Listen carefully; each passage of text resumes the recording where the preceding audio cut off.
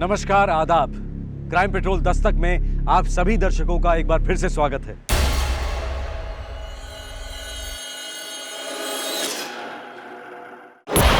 राजू, यहाँ क्या कर रहा है? पापा, वो सुरेश काका बोले कि तुम दुकान संभालो, मैं अभी आ रहा हूँ। अरे दिवाकर, शर्म नहीं आती तुम्हें? अरे यार, मैं तो 1 सेकंड के लिए गया था यार। आइंदा से फिर कभी अगर ऐसा करने की कोशिश भी की ना, देख लेना अपनी औकात मेरे। चल। तू राजू के बच्चे आज के बाद में कभी दुकान के आसपास भी दिखा ना, तो तेरा स्कूल बंद, चॉकलेट टॉफी बंद, खेलना कूदना बंद, सब बंद। बच्चे माँ बाप के लिए क्या मायने रखते हैं, इस बात को शब्दों में बयान नहीं किया जा सकता। बच्चों की सुरक्षा अहम होती है, खासकर जब वो मासूम कच्ची उम्र के हों। कुछ लोग ऐसे होते हैं जिनके साथ माँ बाप अपने बच्चों का कोई ताल्लुक नहीं चाहते हैं। बच्चों को ये बात समझाना आसान नहीं होता और उन लोगों को भी ये समझाना बहुत मुश्किल होता है कि आप हमारे बच्चे से दूर रहें। ऐसे लोगों के अंदर गुस्सा, एक बदले की भावना पनपने लगती है। ये दस्तक होती है कि जुर्म होने को है। मई 2011, नई दिल्ली।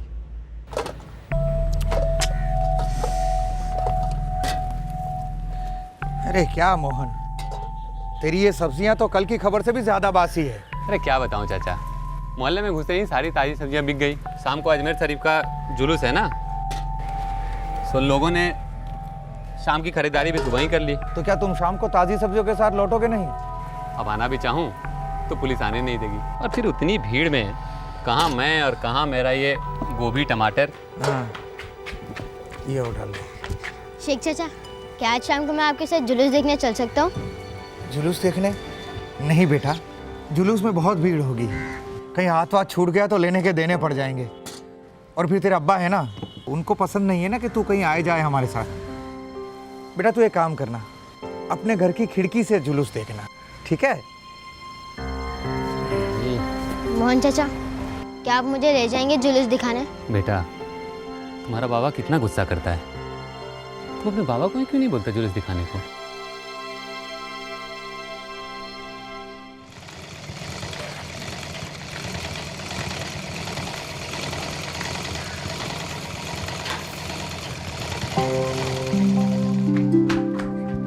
पापा, मुझे जुलूस देखना है। बेटा मुझे काम है, तू घर जा। आपको तो हमेशा ही काम रहता है, मुझे कहीं पर भी नहीं लेकर जाते हैं, और कोई और लेकर जाए तो मुझ पर गुस्सा करते हैं।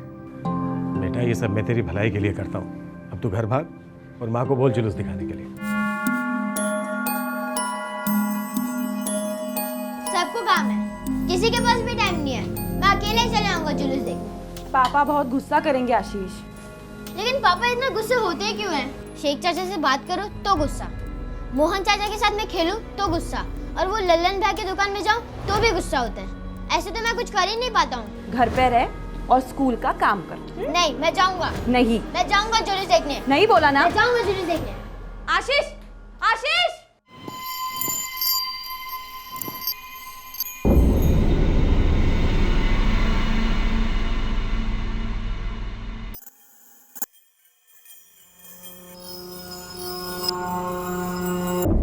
गोभी, बैगन, टमाटर, पालक, कद्दू है सब्जी।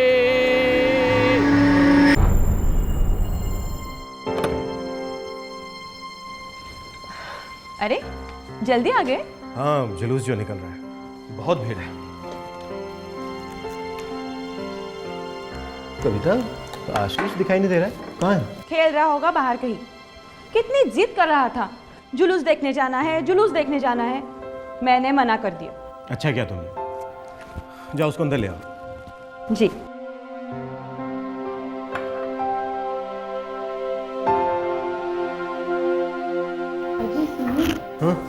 बाहर कहीं दिखाई नहीं दे रहा है वो। कहीं जुलूस देखने तो नहीं चला गया? धमकी दे रहा था, अकेले चला जाऊंगा। तो तुमने उसको बाहर जाने क्यों दिया? तुम भी ना। आप कहाँ जा रहे हो? अरे उसको लेने। आशीष, आशीष,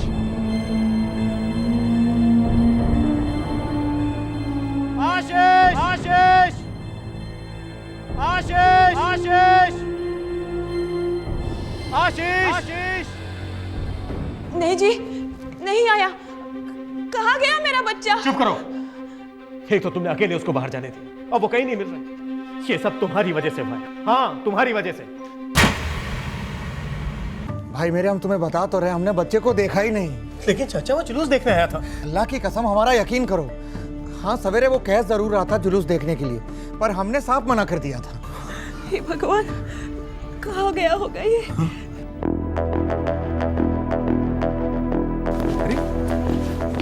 मोहन, मेरे आशीष को देखा कहीं? नहीं, हाँ सुबह में मिला था, जुलूस दिखाने के लिए कह रहा था। मैंने तुम्ही से कहने के लिए कहा। जुलूस में देखा क्या उसको? नहीं, मुझे तो याद नहीं है। क्यों, वो घर नहीं लौटा? अरे घर लौटा होता तो मैं तेरे से पूछने आता क्या? घबराओ मत, चलो मिल के ढूंढते हैं। हम आते हैं। आशीष के माता पिता और सारा मोहल्ला रात भर मिलकर आशीष को ढूंढते रहे, लेकिन 8 साल के आशीष का कुछ पता नहीं चला।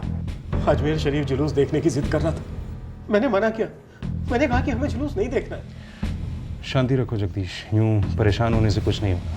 हरीश सर, जुलूस के रास्ते में जितने भी पुलिस स्टेशन हैं सबको बच्चे की तस्वीर भिजवा दो। Yes sir. अजमेर तक? नहीं साहब, मेरा बेटा ऐसा नहीं है। वो मेरी मर्जी के बिना मोहल्ले तक से बाहर कदम नहीं रखता। जगदीश, हो सकता है कि मर्जी किसी और की हो, कोई उठा ले गया मेरे आशीष को। खो गया हो, वो भी हो सकता है। देखिए, बच्चे आए दिन गायब होते रहते हैं, कभी कभी लौट आते हैं और कभी कभी हम उन्हें ढूंढ लेते हैं। आप लोग घर जाइए, कल सुबह तक सब कुछ ठीक हो जाना चाहिए।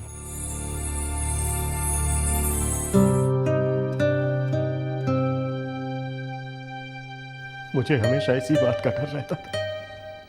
हमेशा। एक नहीं सुनता ये लड़का। जो भी बोलो हमेशा उसकी उल्टी करेगा। और तुम तो हो ही उसका साथ देने के लिए। मैंने कौन सा साथ दिया जी? मैं तो हमेशा उससे कहती थी, पापा से पूछ, उनकी बात जिद मत कर। लेकिन अब मुझे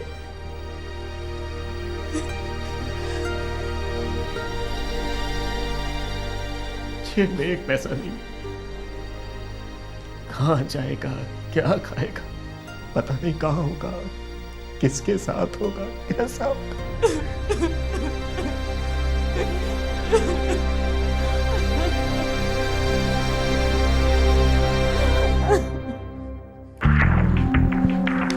सर, यहाँ से अजमेर तक के सारे पुलिस स्टेशन में बच्चे की फोटो फैक्स कर दिया और जुलूस भी दिल्ली छोड़ चुका है। इस वक्त कहाँ है जुलूस? निजामुद्दीन, वहाँ के इंस्पेक्टर साहब को संदेशा भिजवा दिया है। इतनी दूर बच्चा अकेले तो जा नहीं सकता। अगर किसी पहचान वाले के साथ है तो चुप बैठेगा, नहीं तो रोएगा, खूब रोएगा, शोर मचाएगा। और अगर वो ऐसा करेगा तो लोगों की नज़र में जरूर आएगा। एग्जैक्टली। सब मेरा और मिसेस का मोबाइल नंबर, घर का नंबर, घर का पता सब याद है उसे। अगर कहीं गुम हो गया तो खुद से कॉल कर सकेगा? हाँ, जरूर कर सकेगा। अगर वो खुद से कॉल कर सकता है और उसने फिर भी कॉल नहीं किया है तो हो सकता है वो किसी बात से गुस्सा होकर चला गया होगा। थोड़ा गुस्से वाला तो है हमारा आशीष, लेकिन ऐसे कभी हमें छोड़कर कहीं नहीं जाएगा। जुलूस निजामुद्दीन तक पहुँच गया है। अब आपका लड़का आशीष अपने आप से चलकर तो वहाँ तक जा नहीं सकता। मुझे हमेशा से इसी बात का डर था कि एक दिन मेरे आशीष के साथ ऐसा कुछ होगा, और आज हो भी गया।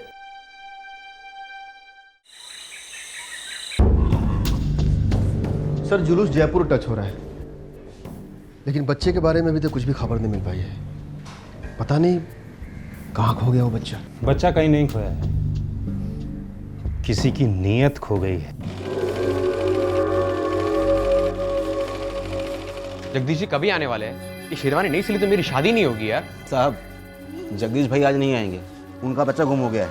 क्या 3 दिन में शादी है मेरी? साहब, बहुत जल्दी है तो शेरवानी कहीं और सिलवा लो। चाचा सारी रात बच्चे को तलाशते रहे, कहीं नहीं मिला। पता है मुझे, जगदीश पूछ कर गया था।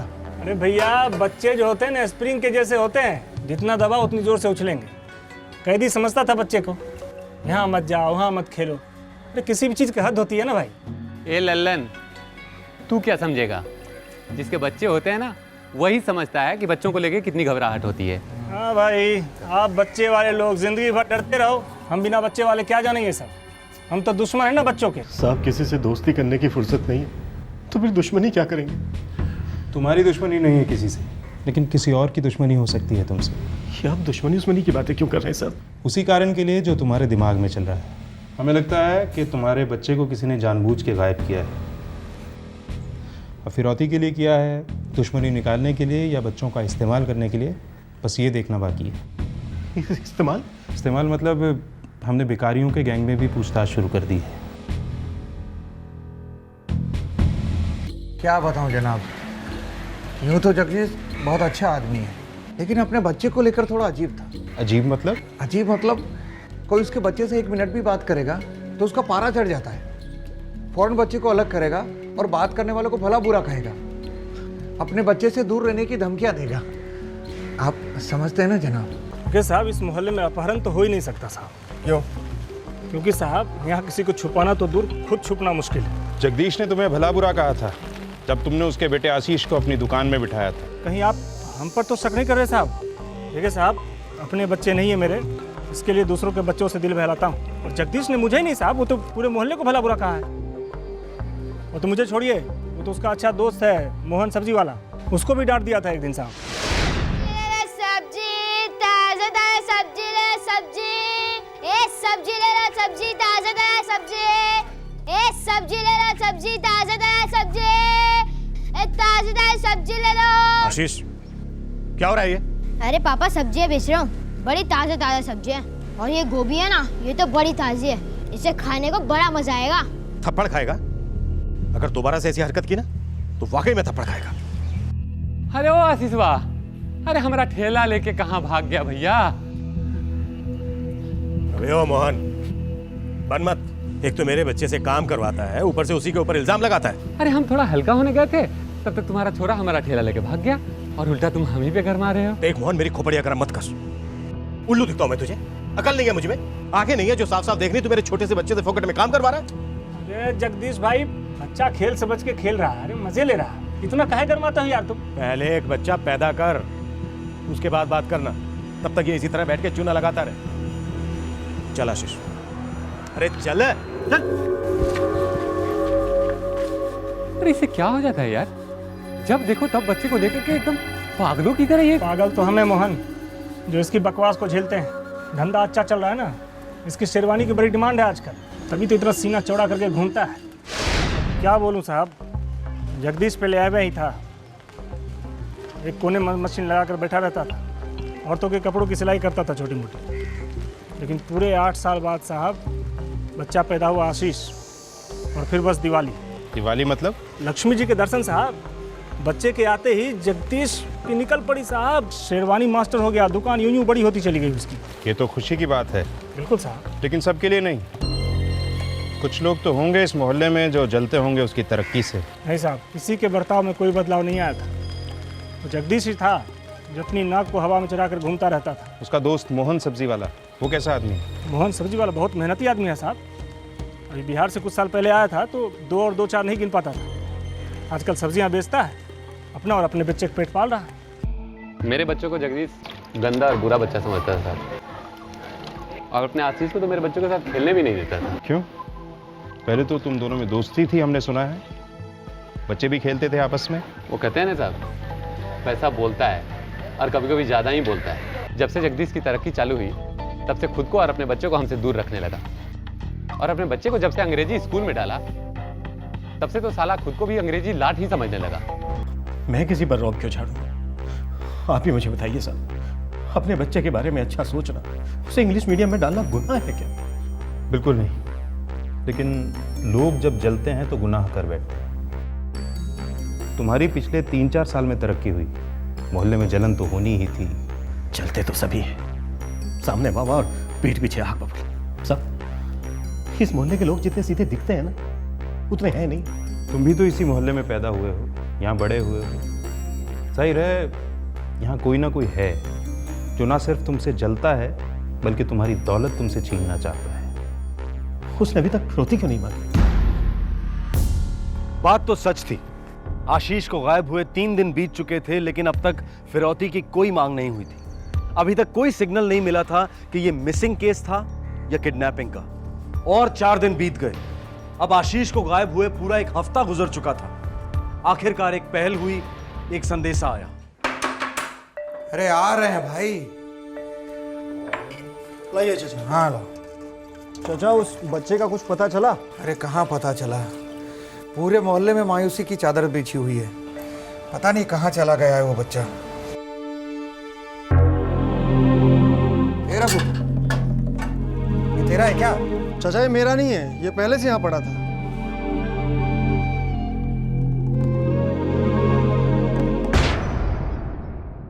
जगदीश के बच्चे अपने बच्चे आशीष को जिंदा देखना चाहता है तो 5 लाख ढीले कर अपनी पतलून से सिग्नल के पास वाले बगीचे में शाम के 4 बजे पहुंच जाइयो। गेट के सामने जो सीमेंट वाली बेंच है वहां पैसे लेकर पहुंच जाना, मैं आकर ले लूँगा।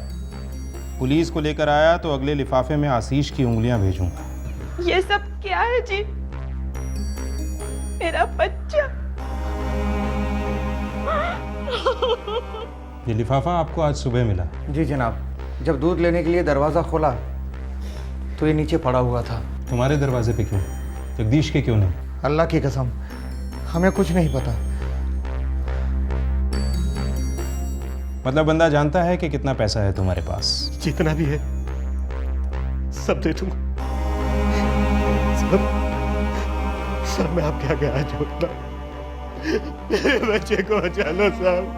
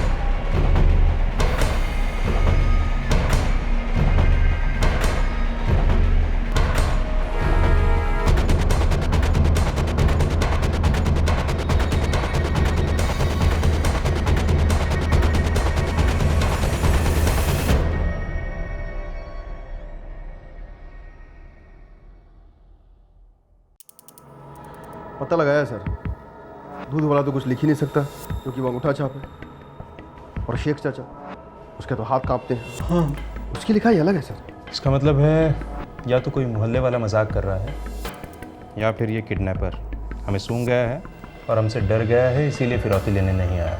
सर मुझे बहुत डर लग रहा है। धीरज रखो जगदीश, लेकिन हमें दिमाग चलाना पड़ेगा। बच्चा गायब होने के 1 हफ्ते के बाद फिरौती की मांग हुई है। नॉर्मली ऐसा नहीं होता है। किडनैपिंग के 1 या ज़्यादा से ज़्यादा 2 दिन के बाद चिट्ठी या टेलीफोन आ ही जाता है। हो सकता है साहब इस आदमी का तरीका अलग हो, या फिर हो सकता है कि इसका इरादा अलग हो।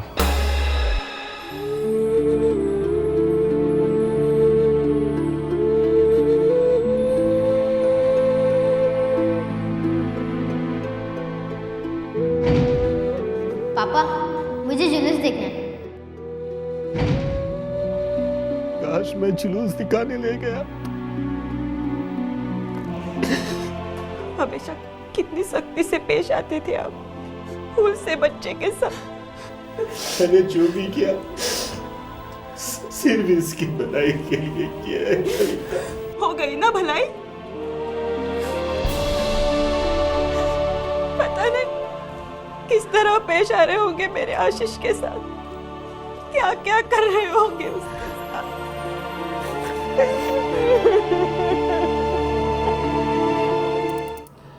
7 दिनों तक एक 8 साल के बच्चे का शांत रहना कोई दूध भात नहीं, ज़बरदस्त काली दाल है। सर वो बच्चा किडनैपर को बहुत अच्छी तरह से जानता होगा। जितना हम बच्चे के बारे में जानते हैं वो इतना भी भोला नहीं है। इतने दिनों तक अपनी मर्जी से ही सही, लेकिन वो शांत बैठने वाला नहीं है। सर इस बच्चे को कहीं हमेशा के लिए तो नहीं चुप करा दिया गया? पॉसिबल है नरेश, ये जलन साली शैतान की दस्तक होती है, क्या क्या करवा देती है लोगों से। क्या लगता है सर, किसने मारा होगा बच्चे? उसी ने जो जगदीश को नकचड़ा समझता होगा और सबसे ज़्यादा खुंदक खाता होगा उससे। 24 जून 2011, 8 साल के आशीष के केस में कोई प्रोग्रेस नहीं हुई थी। उस फिरौती वाली चिट्ठी के अलावा ना कोई सुराग ना कोई सबूत। नई दिल्ली और आसपास के इलाकों में आए दिन किडनैपिंग के केसेस होते रहते हैं और इनमें से कई केसेस रिपोर्ट ही नहीं होते। अक्सर रिपोर्ट होने के बाद भी अगवा किए गए लोग दोबारा कभी दिखाई नहीं देते, ना ही फिरौती मांगी जाती है। ऐसा लग रहा था कि यह केस भी उन्हीं केसेस में से एक है। इस केस की फाइल क्लोज होने जा रही थी।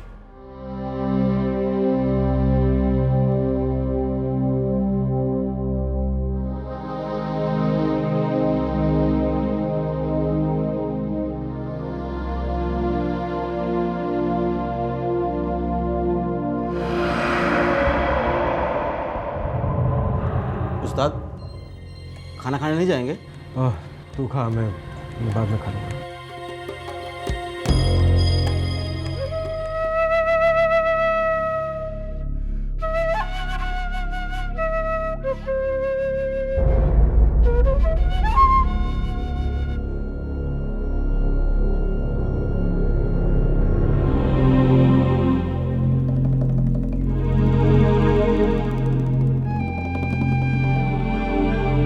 कायदे से इस लिफाफे में तेरे आशीष की उंगलियां होनी चाहिए थी, लेकिन हम इतने पत्थर दिल नहीं। बच्चे को तड़पाकर मारने में क्या मजा। अगली बार सीधा सर काटकर भेजेंगे मिठाई के डब्बे में। क्या? रोना धोना बंद करो और ध्यान से सुनो। महरौली के रिक्शा स्टैंड पर सुबह 6:30 बजे 5 लाख पहुंचा दे, और इस बार तू नहीं आएगा, उस सब्जी वाले मोहन के हाथ भिजवा दे। ये लास्ट चांस है। ये क्या?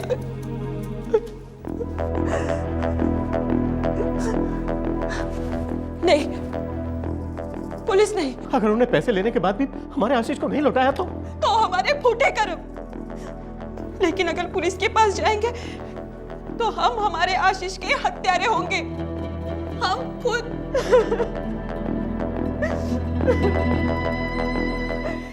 नहीं नहीं, ये सब काम मुझसे नहीं होगा।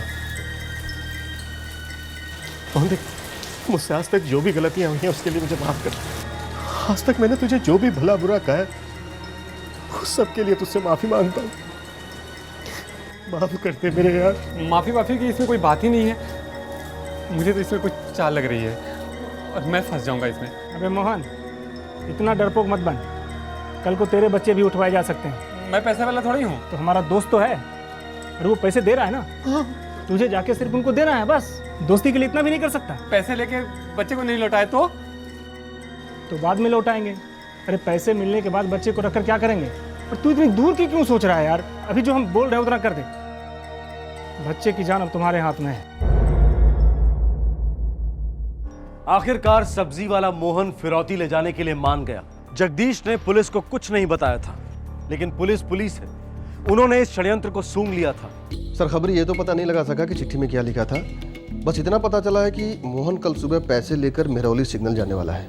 रिक्शा स्टैंड पे डिलीवरी है। इसका मतलब पक्की चाल है, कोई खिलवाड़ कर रहा है जगदीश के साथ। बिल्कुल सर, मोहल्ले के खास आदमी को पैसे लेकर बुलाया गया है। इसका मतलब ये है कि ये खेल खेलने वाला भी मोहल्ले का ही कोई आदमी है।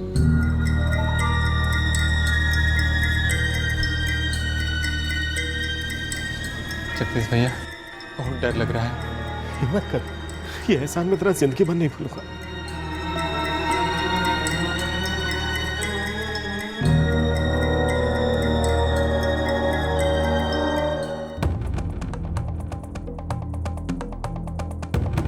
चल रे मेरी राम प्यारी, मैं भी कवारा, अरे तू भी कवारी।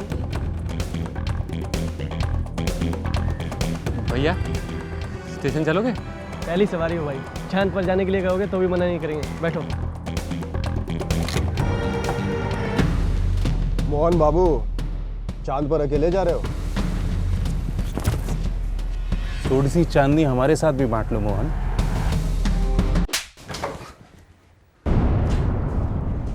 क्या बात है साहब? क्या हुआ? हमें बिना बताए भेज रहे थे इसे पैसों के साथ। कितने बड़े बेवकूफ हो तुम। वो तो शुक्र मनाओ कि हमारे खबरी टाइम पर काम कर गए। तुम्हें इतने भी ख्याल में नहीं आया कि इस मोहन ने अपने बीवी बच्चों को पहले से ही गांव भेज दिया है। मोहन, ये क्या कह रहे हैं पुलिस वाले साहब? ये तो पूरी प्लानिंग में था। तुम्हारे 5 लाख रुपए लेके भागने को ही था जब हमने इसे धर लिया। अब ये बताएगा कि इसने क्या किया है तुम्हारे बेटे आशीष के साथ।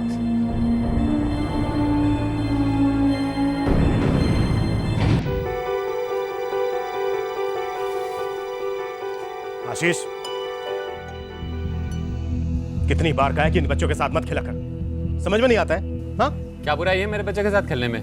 बच्चों में कोई बुराई नहीं है, पर मैं नहीं चाहता मेरा आशीष बड़ा होकर सब्जी का ठेला लगाए। तो तू ये कैसे कह सकता है कि मेरे बच्चे बड़े होकर के यही काम करेंगे?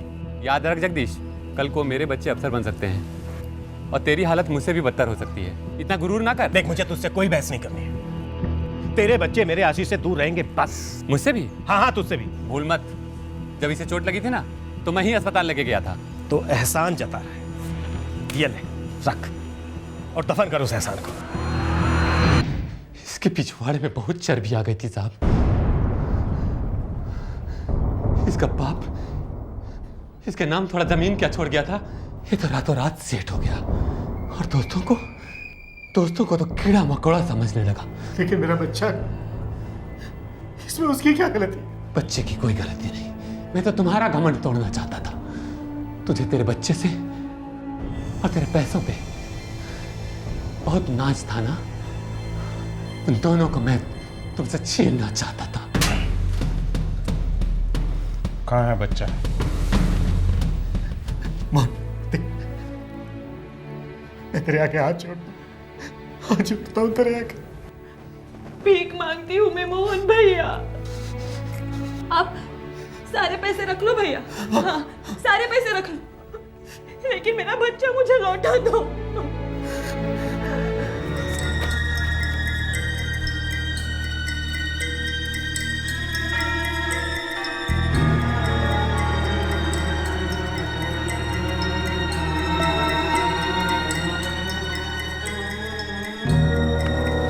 आशीष बेटा, ये जुलूस देखने चलोगे? सच? आप ले चलोगे मुझे? लेकिन पापा गुस्सा हो जाएंगे। तेरे पापा ने ही तो कहा कि बहुत जिद कर रहा है, उसे जुलूस दिखाने ले जाओ। चलना है तो बोलो। चलूंगा मोहन चाचा। चलो।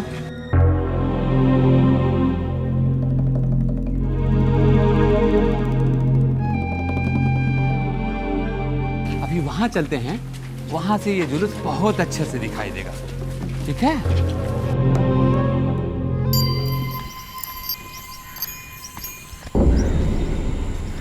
जुलूस तक कब तक पहुंचेंगे चाचा? बस अब पहुंच ही गए बेटा।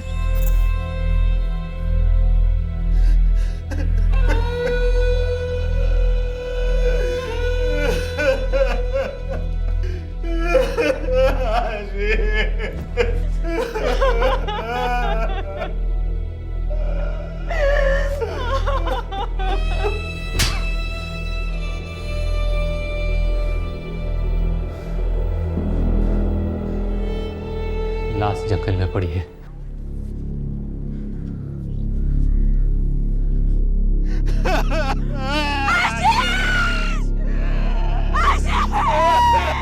सर, जानवरों ने लाश को पूरी तरह से। I understand.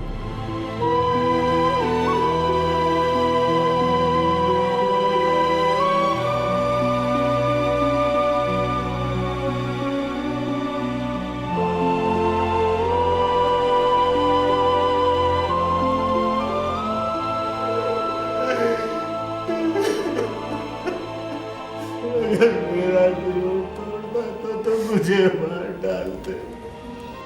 मासूम को क्यों मार डाला रे?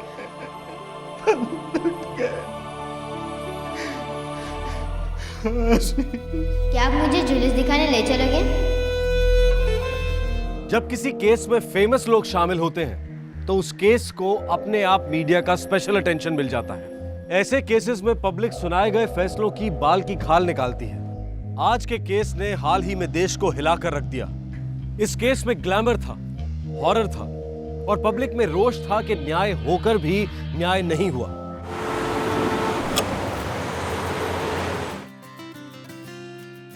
हाँ हाँ श्री, सुन ना, मेरी बात तो सुन। देख, अभी जो लड़की का ट्रैक है ना, उसको इंट्रोड्यूस मत कर। देख, लास्ट सीन के बाद ना एक शॉर्ट एंड स्वीट इंट्रो दे दे यार, दैट्स ऑल, काम हो जाएगा। हाँ एक्चुअली मैं तो कॉल बैक करता हूँ यार, चैनल से फोन आ रहा है। हाँ हेलो, हाय श्वेता, टेल मी। हेलो सूरज, अब ना मैं तेरा ये फोन कहीं छुपा के रख दूंगी, कह देती हूँ। चैनल का फोन था। अरे साल में 2 बार तो मुंह दिखाता है और उसमें भी फोन पे घुसा रहता है। चैनल है माइक। अरे क्या श्वेता, हाँ जो सीन्स लिखकर आए थे वो आज ही शूट होंगे यार। डेफिनेटली आई एम देयर यार, ट्रस्ट मी। अप्रूवल, अरे आज आ जाता हूँ यार। हाँ हाँ, टाइम कितना यार, एयरपोर्ट सीधा चैनल पहुँचता हूँ, मैं आता हूँ। तू वापस जा रहा है? हाँ माँ, जो भी फ्लाइट मिलेगी जाना पड़ेगा। अरे तुझे आए 24 घंटे नहीं हुए बेटा। 24 घंटों में ना माँ 24 मिनट का ना एपिसोड बनता है।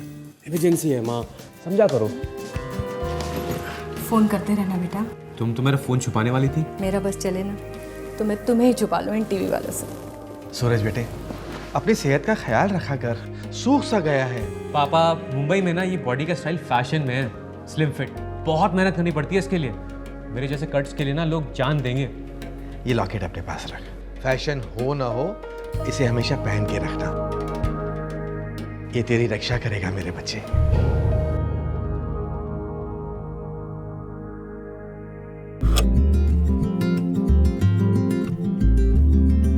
सोनिया, अभी भी लेट नहीं हुआ है, दोबारा सोच ले।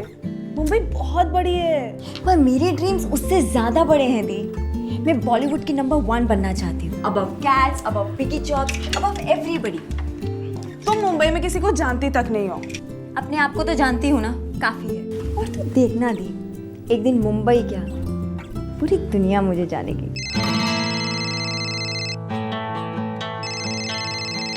हाय जेकब। हाय सोनिया, मुंबई मत जाओ सोनिया। पर मैं तो मुंबई कब की पहुंच चुकी हूँ, बस फिजिकली पहुंचना बाकी है। 2 घंटे में वो भी हो जाएगा। चेन्नई में क्या खराबी है? और वैसे भी तुम तमिल फिल्म तो कर ही रही हो ना।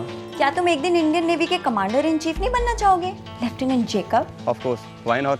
तो बस मैं बॉलीवुड की नंबर 1 बनना चाहती हूँ। फेयर एनफ ना? अच्छा, अपना फोन कभी बंद मत रखना, मैं रोज कॉल करूँगा। क्यों, मिलने नहीं आओगे कभी? ठीक है Sonia.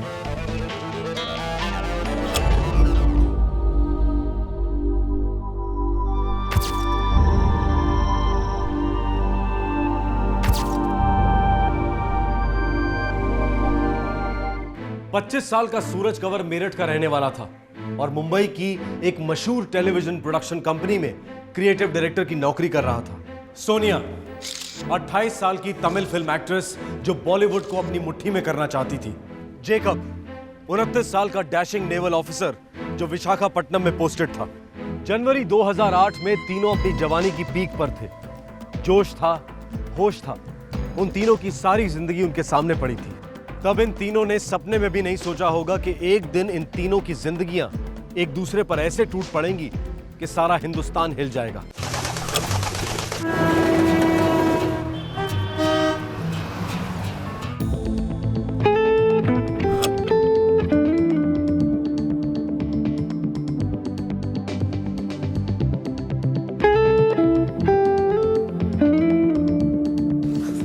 Sonia, as a cameraman मुझे एक मौका मिला ना, मैं तुम्हें पेंटिंग की तरफ पेश करूंगा। आई होप ये मौका जल्दी आए। आ गया मौका। हुआ? Hey Suraj. Hey Nikhil, what's up?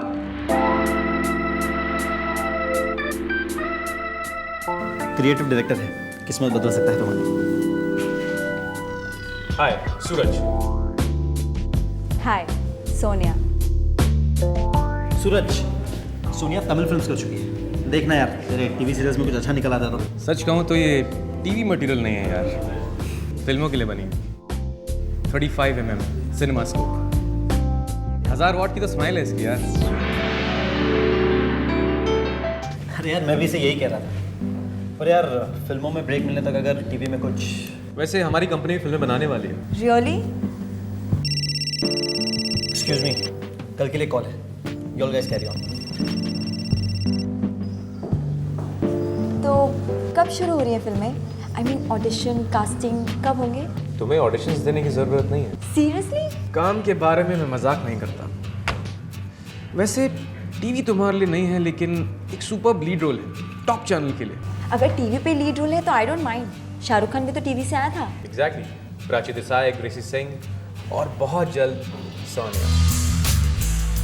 तुम अपनी जगह बना लोगी। फिलहाल तो जगह ढूंढ रही हो। मुंबई में एक अच्छा फ्लैट मिलना फिल्म ब्रेक मिलने से ज़्यादा मुश्किल लग रहा है। दोनों हो जाएंगे। वैसे मैं अकेला रहता हूँ, अगर चाहो तो मेरे साथ मूव इन कर सकती हो। Preposition, invitation.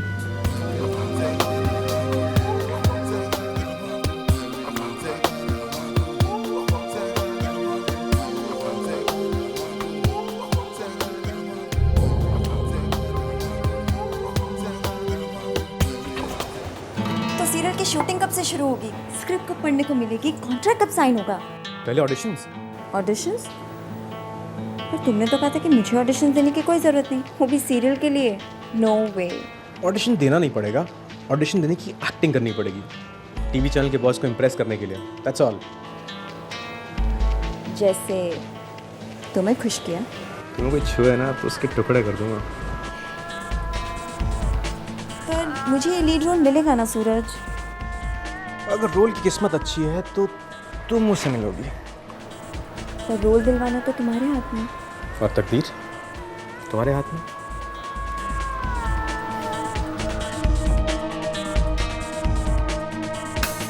Hello, my name is Sonia. My contact number is 92113121. My height is 5 feet 4 inches and my profiles are.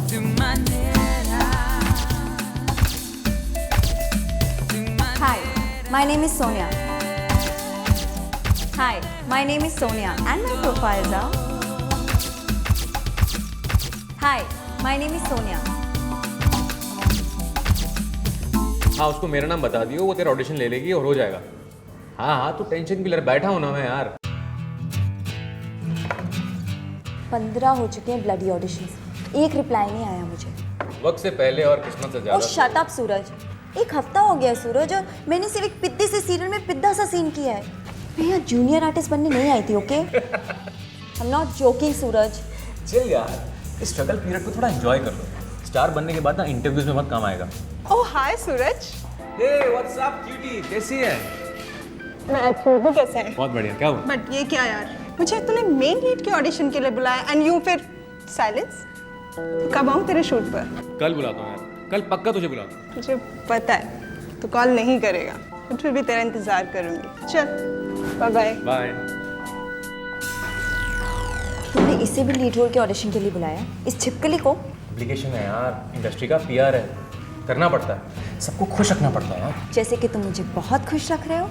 तुम जानती नहीं हो कि मैं तुम्हारे लिए क्या क्या कर रहा हूँ। Oh really? मलाड में क्या फ्लैट देखा है तुम्हारे लिए, 30% डिस्काउंट भी है रेंट पर, खिड़की खोलो बाहर हरियाली। ये मैं सबके लिए नहीं करता। ये तुम्हारा बॉडीगार्ड आज जितना क्यों चल रहा है, बेचारे को बता दो ना कि तुम्हारी नाव कोई और ही चला रहा है अब। Shut up. Hi Jacob. सुनिए, जो मेरा फ्रेंड है ना धीमत, उसने तुम्हारे लिए एक बहुत अच्छी जगह देखी है, उसे फ़ोन पर बात करो। थैंक्स जेकब, लेकिन मुझे एक बहुत अच्छी फ्लैट मिल गई है। कैसे? कैसे मतलब? कैसे मतलब किसकी मदद से?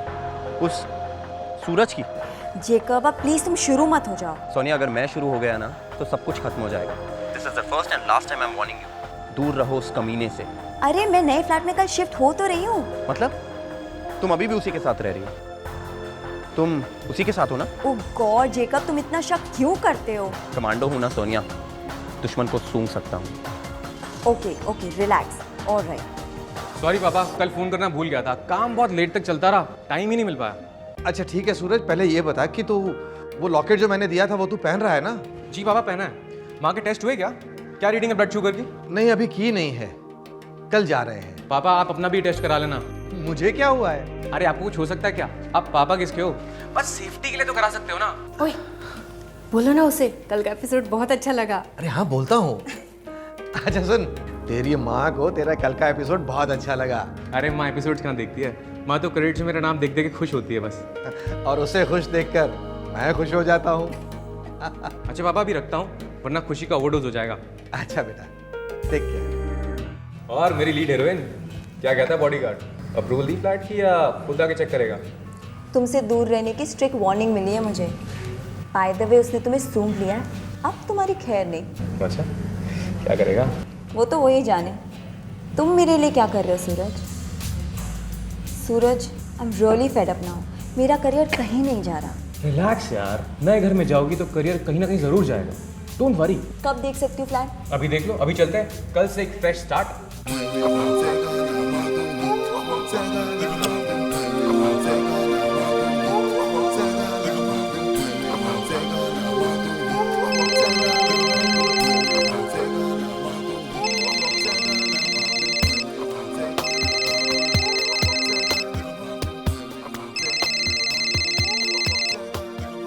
यस मिस्टर क्रिएटिव डायरेक्टर, आज तो कोई गुड न्यूज़ सुनाओ। यार सारी गुड न्यूज एक दिन में नहीं हो जाती। अभी तो घर मिला है, फिर रोल भी मिल जाएगा। रोल? कौन सा रोल, बोलो ना। अरे तुम पहले सेटल डाउन तो हो जाओ। वो तो हो रही हूँ, पर्दे लगा दिए, काफ़ी चीज़ें अरेंज कर दी, बस बाथरूम से अभी नहा के निकली थी। ओहो, वैसे मैं कमांडो तो नहीं हूँ, लेकिन खुशबू मुझे भी आ रही है। आ जाऊँ तुम्हारी हेल्प करने, फटाफट सब कंफर्टेबल कर दूंगा। नो थैंक यू, मुझे पता है तुम क्या कंफर्टेबल कराना चाहते हो। क्यों, तुम नहीं चाहती? बिल्कुल नहीं, तुम कल आना गुड न्यूज़ के साथ। कल किसने देखा यार, अभी आता हूँ ना। एक कप कॉफी पिला देना अपने नए घर में। नो वे। कैसी दोस्ती निभा रही हो यार, एक हफ्ता मेरे साथ रही हो और एक कप कॉफी तक नहीं पिला सकती हो। Okay okay mister emotional blackmailer, थोड़ी देर के लिए आ जाओ, लेकिन नो ओवरनाइट। ओके, पहले से कह रही हूँ। Alright, see you in a while. Bye. तुम इतना मर्दों की तरह क्यों बिहेव कर रहे हो? सेक्स किया और अब जाओ। अरे यार थोड़ा प्यार मोहब्बत दिखाओ ना, मैं कोई इस्तेमाल करने की चीज़ नहीं। ओ या श्योर, पहले तुम मुझे अपने कोई रिजल्ट्स दिखाओ, तुम्हारी कनेक्शन, तुम्हारी गुडविल, देखते हैं मेरे कितने काम आती है। Just leave. एक कप कॉफ़ी नहीं पिलाओगी? कॉफी, उसके बाद जाओगे? 101% श्योर।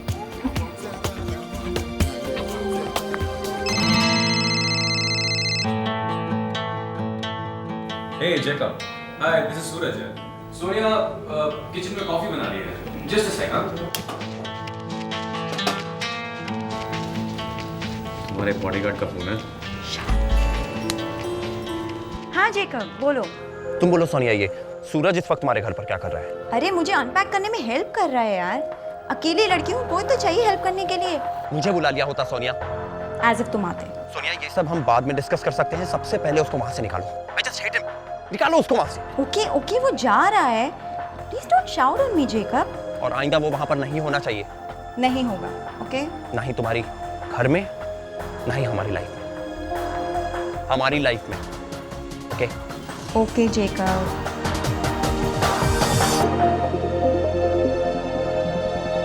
प्लीज कॉफी जल्दी पियो, मुझे सोना है। मेरे साथ?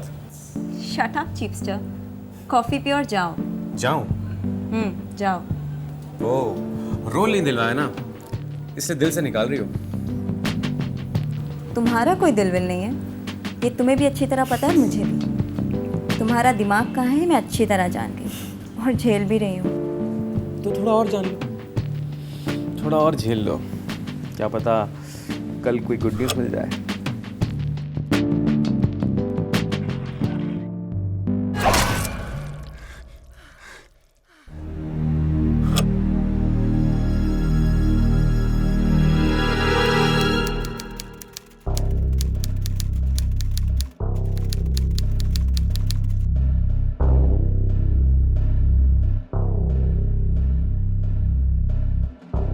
मैंने 7 जून को पूरा दिन फ़ोन लगाया जज साहब, लेकिन उसका फ़ोन बंद आ रहा था। पहले हुआ था कभी ऐसा? कभी नहीं, वो दिन में 2 बार फ़ोन ज़रूर करता था। मुझे थोड़ी चिंता होने लगी तो मैंने उसके दोस्त निखिल को फ़ोन लगाया। मैंने भी सूरज का नंबर ट्राई किया था, लेकिन 7 जून को पूरा दिन उसका सेल स्विच ऑफ आ रहा था, पर 8 जून को सोनिया ने उसका फ़ोन उठाया। क्या बातें हुई? सर, सोनिया ने बताया कि 6 जून की शाम को सूरज उसके घर गया था और अपना सेलफोन वहीं भूल गया। फिर मैं और सोनिया पुलिस स्टेशन गए उसकी मिसिंग कंप्लेंट लिखाने। सर 6 जून की शाम को वो मेरे फ्लैट पे आया था, हम दोनों ने साथ में बैठ के कॉफ़ी पी, कुछ काम की बातें करी, फिर वो चला गया। आपको कब और कैसे पता चला कि वो सेलफोन भूल गया आपके घर पे? अगले दिन शाम को। फोन स्विच ऑफ था? जी सर। सूरज ने स्विच ऑफ किया था या आपने? सर मुझे जब फ़ोन मिला तो वो स्विच ऑफ था, स्विच ऑन करने पे निखिल का फ़ोन आया। उसके ऑफिस से कोई फ़ोन आया था? सूरज ने 2 दिनों से ऑफिस में कोई कॉल ही नहीं किया सर। सर मुझे लगता है कोई ना कोई सीरियस प्रॉब्लम है, वो तो हमेशा अपने फ़ोन के साथ चिपका रहता है। 24 घंटे हो गए सर, वो अपना फोन लेने तक नहीं आया।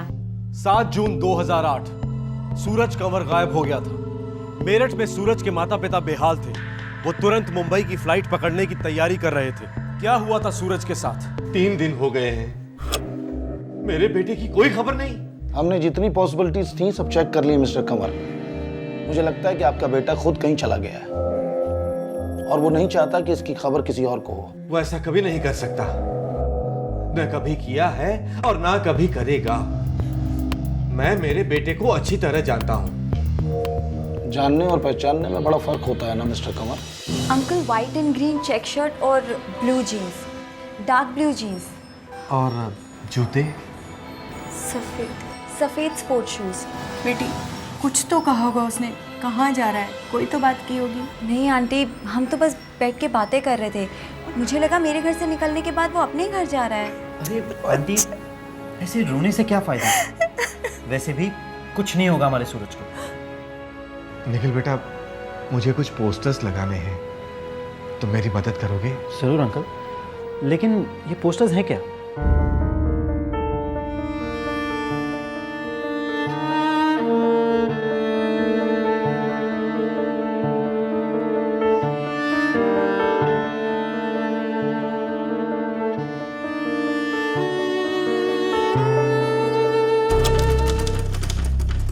अपने बेटे को ढूंढने के लिए मुझसे जो बन सकता था मैंने किया। पुलिस ने रिपोर्ट तो फाइल की थी, लेकिन वो फाइल दूसरी फाइलों के बीच दब रही थी। हारकर मुझे क्राइम ब्रांच के पास जाना पड़ा। मिस्टर कंवर, मिसेस कंवर, आप लोग प्लीज रोइए मत। मैं अपनी पूरी ताकत लगा दूंगा सूरज को ढूंढने में। Sir. Nadeem, Malar police station से सूरज कंवर मिसिंग केस की सारी डिटेल्स चाहिए मुझे। जी सर। सूरज हमारा इकलौता बेटा है। मैं समझता हूँ सर, बस आप घर जाके इंतजार कीजिए, मैं जल्द से जल्द कांटेक्ट करूंगा। मैं खुद करूंगा। Joint commissioner of crime branch, एक सिंपल मिसिंग केस के लिए आप खुद सुपरवाइज कर रहे थे। अजीब बात है, ऐसा क्यों? एक डेस्परेट माँ बाप अपने इकलौते बच्चे को ढूंढने की फरियाद लेकर मेरे पास आए थे, वो भी आउट स्टेशन से। इन्वेस्टिगेशन शुरू होने से पहले ही आप मेरे क्लाइंट सोनिया पर शक कर रहे थे। मैं एक पुलिस ऑफिसर हूं, शक करना मेरी ड्यूटी है। मैं अपनी ड्यूटी कर रहा था, अब भी वही कर रहा हूं। What? आप पागल हो गए हैं? मुझ पे शक कर रहे हैं आप? मैं सिर्फ आप पे शक कर रहा हूं। क्यों? क्योंकि सूरज आखिरी बार आपके साथ पाया गया था, उसके बाद से गायब है। तो आप पर शक है। I don't believe this. सूरज मेरा अच्छा दोस्त था। मिस सोनिया? था है, इट्स द सेम थिंग। मुझे भी उसकी उतनी फिक्र है जितनी उसके पेरेंट्स को है, और आप है कि मुझसे ही क्वेश्चन करे जा रहे हैं। आप आंसर्स नहीं दे रही मिस सोनिया। आप हमें प्रूव कीजिए कि हमें आप पर शक नहीं करना चाहिए। कैसे, क्या प्रूफ करूं? सूरज रात को 11:30 बजे के बाद मेरे घर से निकल गया, उसके बाद से वो गायब है। 2 दिन के बाद उसका फोन मेरे घर पे स्विच ऑफ मिला। मैं और निखिल दोनों पुलिस स्टेशन गए, मैंने खुद उसकी मिसिंग कंप्लेंट लिखवाई है, और आप है कि मुझ पे शक कर रहे हैं। आपका हाल ही में कोई एक्सीडेंट हुआ था? जी नहीं। हाथ पर ये निशान कैसे? क्या लगता है? वो मैं सब्जियां ग्रेट कर रही थी। शायद पहली बार कर रही थी। सब्जियां ग्रेट? काफी गहरा कट हुआ। नदीम, मेडिकल कराओ मैडम का। व्हाट? मेडिकल? क्यों?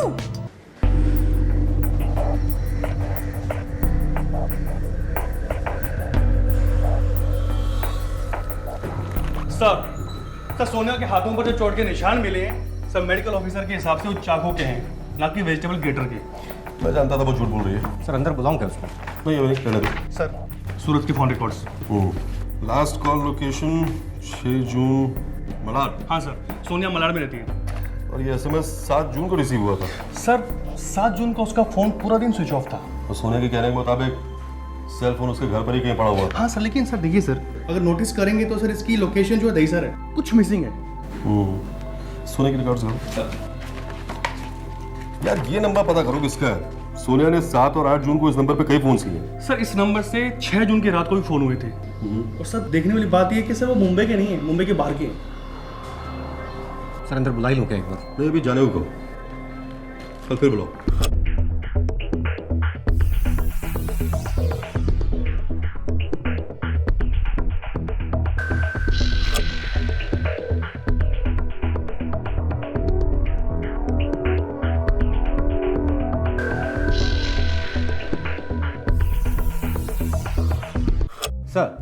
सोनिया ने अपने डिजाइनर दोस्त चिराग को फोन किया था 7 जून को। किस लिए? उसने उसकी कार मांगी थी। ये इस कार और चिराग दोनों की हिस्ट्री निकालो और पता लगाओ कि क्यों कार ली थी इस चिराग से। सर वो out of Mumbai number Visakhapatnam का है, सोनिया के फियांसे का। सर वो नेवी में ऑफिसर है, Jacob. Officer seriously I hope आप मुझे लास्ट टाइम बुला रहे हैं। वेल, टाइम और पुलिस का आपस में लेना देना ही क्या है मैडम। एनीवेज, आपका फियांसे जेकब? व्हाट? जेकब? हाँ, 7 और 8 जून को यहीं मुंबई में था। क्यों? मिलने आया था, फियांसे है मेरा। आपकी और सूरज के अफेयर के बारे में जानता था? What nonsense, affair? सूरज मेरा अच्छा दोस्त था। हाँ। ओह गॉड, है अच्छा दोस्त है और कुछ नहीं। और उसी अच्छे दोस्त के यहाँ आप काफी दिनों तक रहे। एक सिंगल रूम वाला घर, सिंगल बेड वाला रूम, और रहने वाले सिर्फ आप, राइट? सो आपकी सोच घटिया है तो इसमें मैं कुछ नहीं कर सकती। कुछ मत कीजिए मेरी घटिया सोच के बारे में। आप मुझे सिर्फ इतना बता दीजिए कि जेकब क्या सोचता था, जानता था, जलता था? जानने जलने जैसा कुछ नहीं है। और ढूंढने के लिए सूरज भी नहीं है? क्योंकि आप उसे नहीं ढूंढ रहे हैं। Oh, really? तो चलिए मिलकर ढूंढते हैं। ऐसा करते हैं कि शुरुआत आप ही घर से करते हैं। What?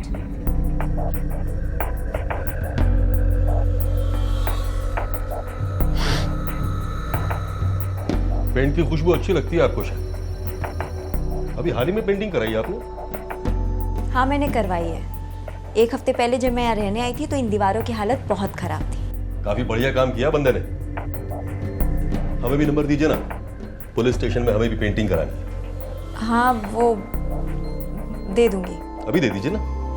वो कहीं कहीं खो गया है। कोई नहीं, हम ढूंढ लेंगे, सब कुछ ढूंढ लेंगे।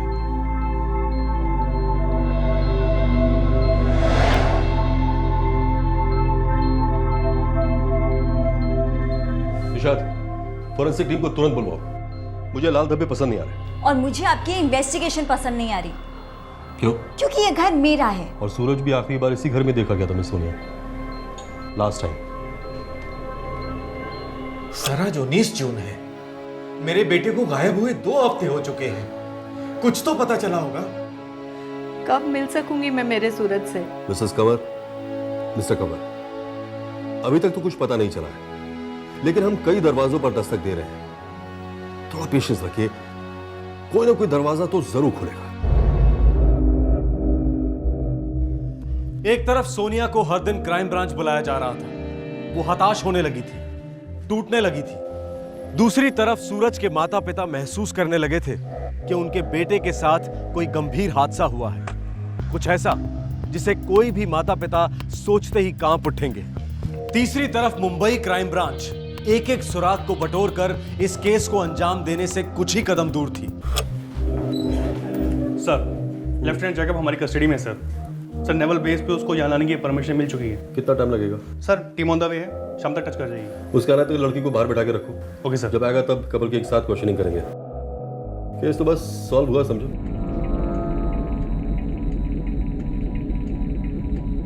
सोनिया, एक बात पूछूं? मुझे पता है दिया आप क्या पूछना चाहते हैं। The answer is no. Suraj के साथ मेरा कोई चक्कर नहीं था और उसके गुम होने में भी मेरा कोई हाथ नहीं है। तो फिर पुलिस हमें यहाँ रोज बुला बुला कर क्यों परेशान करती है? I don't know. शायद मैं एक एक्ट्रेस हूं ना, इसलिए मजा आता है इन लोगों को।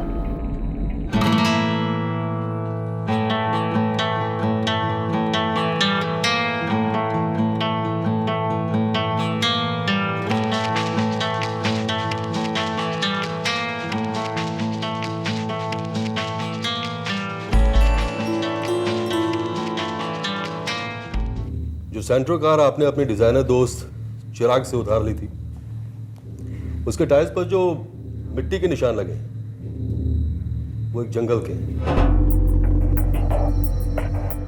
कार के अंदर खून के सैंपल्स मिले हैं, वो सूरज कवर के ब्लड ग्रुप से मैच करते हैं। एंड मिस सोनिया, आपके फ्लैट के अंदर जो ब्लड सैंपल्स मिले हैं वो भी सूरज कवर के ब्लड ग्रुप से मैच करते हैं। एंड फाइनली हमने उस पेंटर को भी ढूंढ निकाला है। उसका स्टेटमेंट ये कहता है कि पेंटिंग करते वक्त उसे वहां खून के धब्बे मिले थे।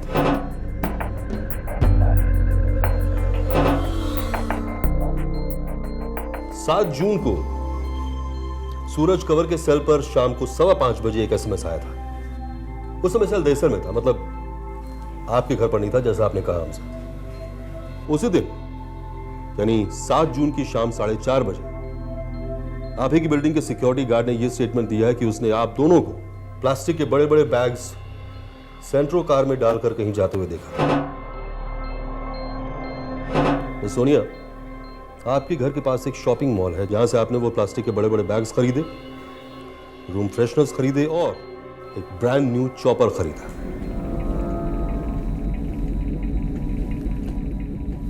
ये रहा आपके डेबिट कार्ड बिल्स। तो मिस सोनिया, काफी टाइम पास के बाद हम पुलिस वालों को ऐसा लगता है कि अब सूरज कंवर के जिंदा होने की अब कोई गुंजाइश नहीं है। अब जल्दी से ये बता दीजिए कि ये सब कैसे हुआ, ये सब क्यों हुआ? मेरे क्लाइंट जेकब का इंडियन नेवी में स्पॉटलेस रिकॉर्ड है। 6 जून को जब ये अपना नेवल बेस छोड़कर मुंबई के लिए रवाना हुआ, ये बहुत चिंतित था क्योंकि इसकी फियांसे सोनिया मुश्किल में थी। ये मुंबई निहत्था आया अपनी फियांसे की मदद करने। जब ये उसके घर पहुंचा, इसे कोई आइडिया नहीं था कि वहां इसकी मुलाकात सूरज कंवर से होगी।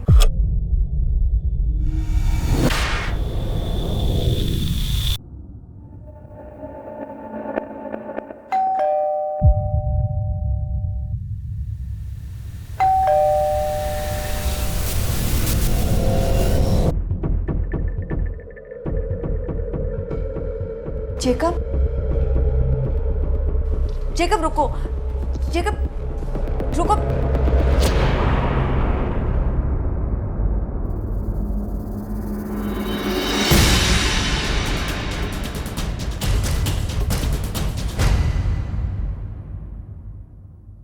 मेरे क्लाइंट ने सूरज को उसकी फियांसे सोनिया के बेडरूम में सोया देखा।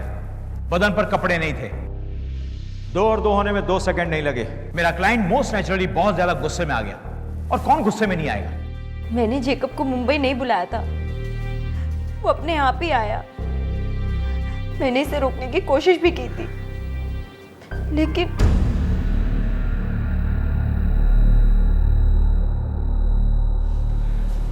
देखो बॉस, ये बहुत बड़ी मिसअंडरस्टैंडिंग है। ऐसा कुछ नहीं जो तुम सोच रहे हो, सीरियसली। मिसअंडरस्टैंडिंग कैसे? तू और मेरी मंगेतर सोनिया एक दूसरे के साथ सेक्स कर रहे थे, हाँ? और कुछ देर पहले कर रहे थे ना, हाँ? सब क्लियर है, कोई मिसअंडरस्टैंडिंग नहीं। जेकब लिसन टू मी, ये सब झूठ है। ऐसा कुछ नहीं जो तुम सोच रहे हो, सीरियसली। इस कमरे की वो मैंने मेरे नेवल बेस कैप्टन रखी थी। I told you Sonia. मेरी बात सुनो, मेरी बात सुनो पहले।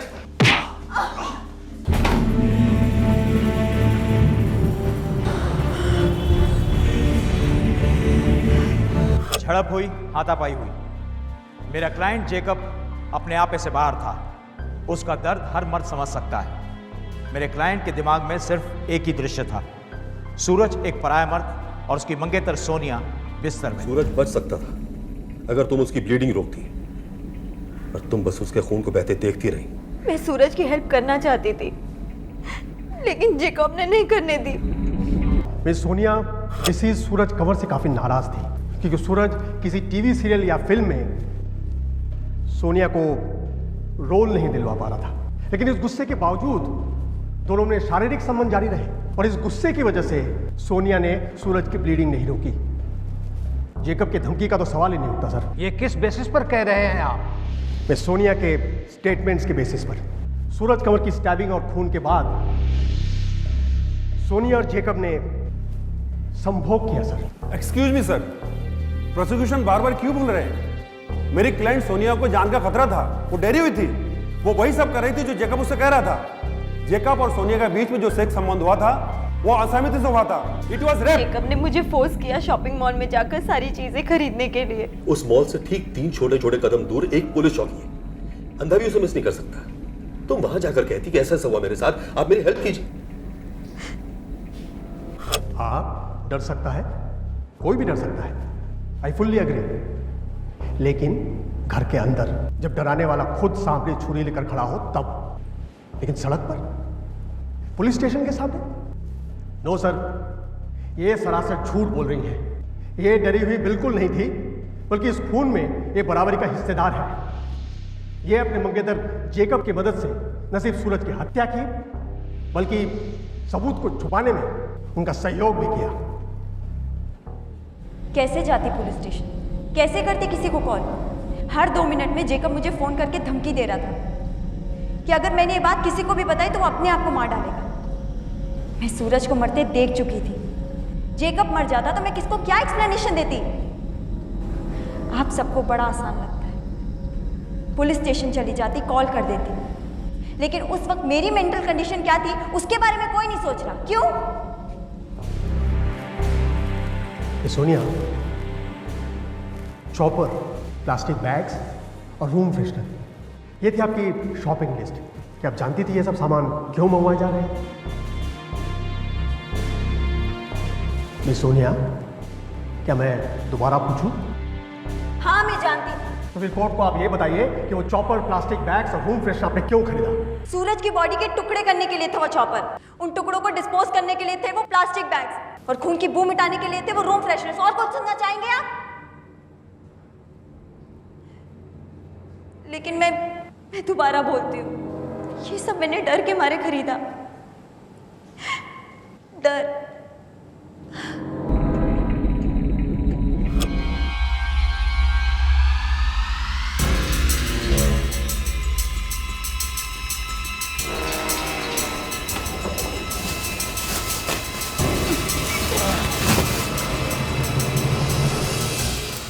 जेकब उस जगह से अच्छी तरह वाकिफ था,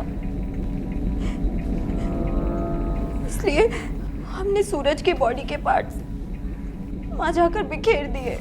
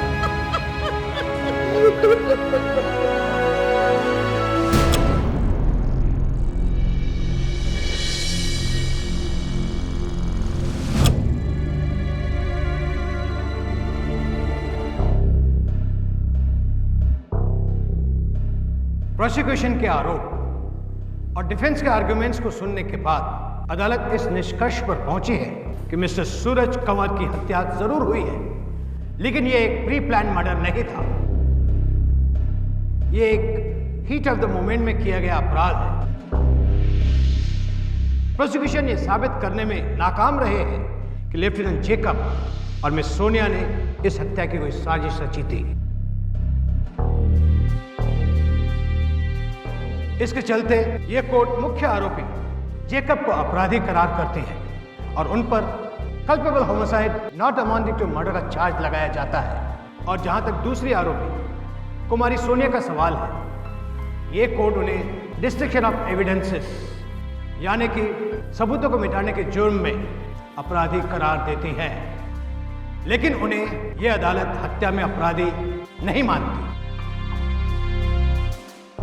यह अदालत मुलजिम जेकब को गुस्से में किए गए हत्या के जुर्म में 7 साल और सबूतों को मिटाने के जुर्म में 3 साल की रिगरस इम्प्रिजनमेंट की सजा सुनाती है और सोनिया को सबूतों मिटाने के जुर्म में 3 साल की रिगरस इम्प्रिजनमेंट की सजा सुनाती है।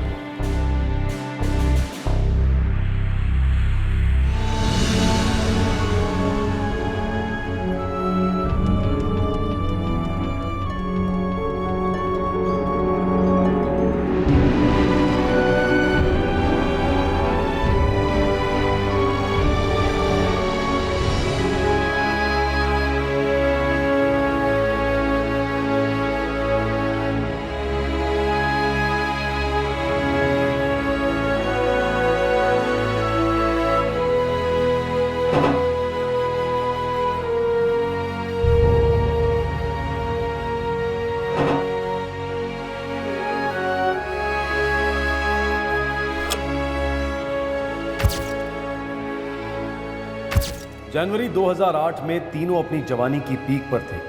जोश था, होश था, सारी जिंदगी उनके सामने पड़ी थी। तब इन तीनों ने कभी सपने में भी नहीं सोचा होगा कि एक दिन इन तीनों की जिंदगियां एक दूसरे पर ऐसे टूट पड़ेंगी कि सारा हिंदुस्तान हिल जाएगा। 2011 कंवर परिवार अपने इकलौते बेटे सूरज को खो चुका है। जेकब को इंडियन नेवी से बर्खास्त कर दिया गया और अब उसे 7 साल और जेल में काटने होंगे। ट्रायल के दौरान सोनिया 3 साल जेल में रह चुकी थी और अब रिहा की गई है। सुनने में आया है कि वो मुंबई छोड़कर चली गई है। इस जुर्म ने 3 परिवारों और 3 जिंदगियों को तहस नहस कर दिया। इस केस में गुनाह दस्तक दे रहा था कि जुर्म होने को है, लेकिन लालच, वासना और गुस्से की चीखों के बीच दस्तकें खामोश पड़ गई। जुर्म जीता, जमीर हारा। अगले एपिसोड में फिर मिलेंगे। अपना ख्याल रखें, सुरक्षित रहे। जय हिंद। क्राइम पेट्रोल्स के और भी दिलचस्प कहानी देखने के लिए हमारे चैनल को सब्सक्राइब करें और बेल आइकॉन दबाना न भूलें।